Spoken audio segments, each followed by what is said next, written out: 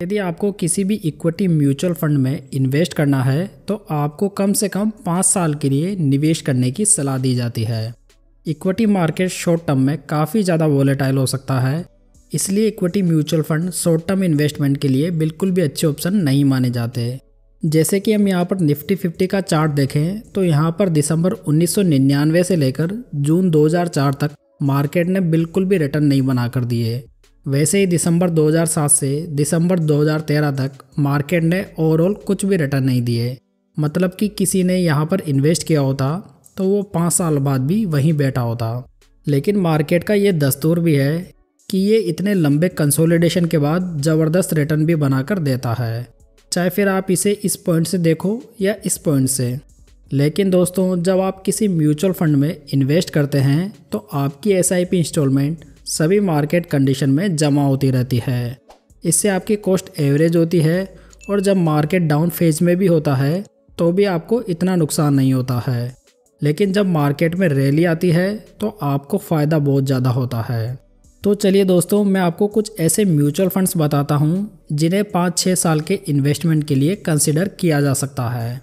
मैं आपको सभी कैटेगरीज से एक एक म्यूचुअल फंड बताऊँगा।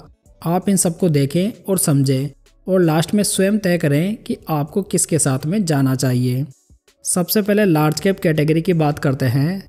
ये कैटेगरी 5 साल के टाइम होराइजन के लिए सबसे बेस्ट मानी जा सकती है, क्योंकि इस प्रकार के म्यूचुअल फंड्स में लार्ज कैप कंपनीज का एक्सपोजर अधिक होता है और हम सब जानते हैं कि लार्ज कैप कंपनीज थोड़ी कम वॉलेटाइल होती है। हालांकि आपको लार्ज कैप में बहुत ही ज़्यादा रिटर्न्स तो देखने को नहीं मिलेंगे, लेकिन देखा जाए तो 5 साल की पीरियड में पैसों की सुरक्षा सबसे इम्पोर्टेंट हो जाती है। लार्ज कैप कैटेगरी में मैंने Nippon India large cap fund को सिलेक्ट किया है, जो कि अभी के समय इस कैटेगरी का सबसे बेस्ट फंड माना जा सकता है।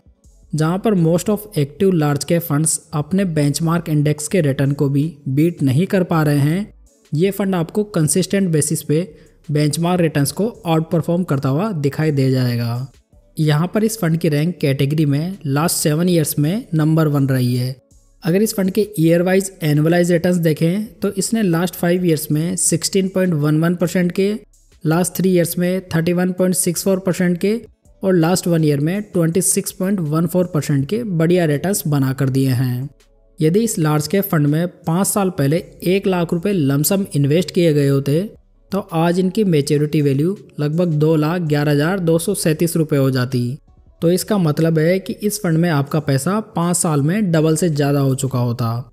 वहीं यदि 7% के इंटरेस्ट रेट पर आप FD भी करवाते हैं तो भी आपका पैसा डबल होने में लगभग 10-11 साल का समय लग जाएगा।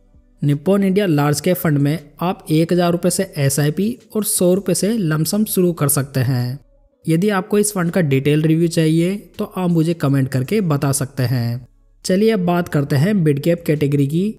यह कैटेगरी लार्ज कैप की तुलना में मोर रिस्की होती है, जबकि स्मॉल कैप फंड्स की तुलना में थोड़ी कम रिस्की रहती है। यदि आप पिछले 10 साल की हिस्ट्री निकाल कर देखेंगे तो आपको कई अच्छे मिड कैप फंड्स देखने को मिल जाएंगे जिन्होंने बहुत ही बढ़िया रिटर्न्स बना कर दिए हैं।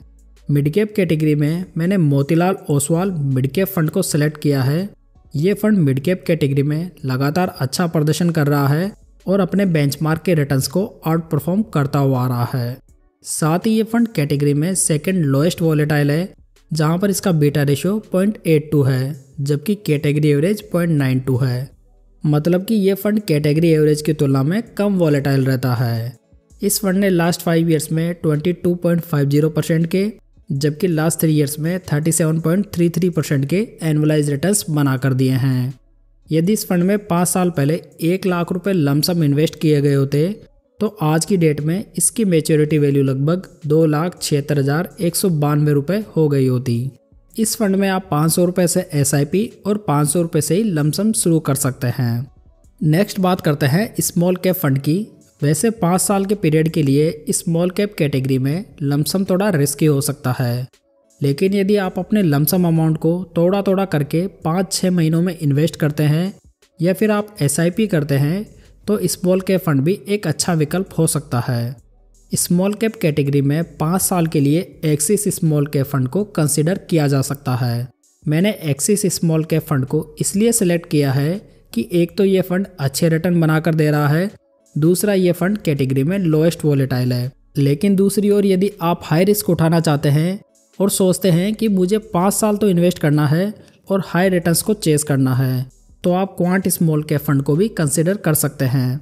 एक्सिस स्मॉल कैप फंड ने लास्ट 5 ईयर्स में 26.42% के रिटर्न्स बनाकर दिए हैं, जबकि लास्ट 3 ईयर्स में 34.58% के रिटर्न्स बनाए हैं।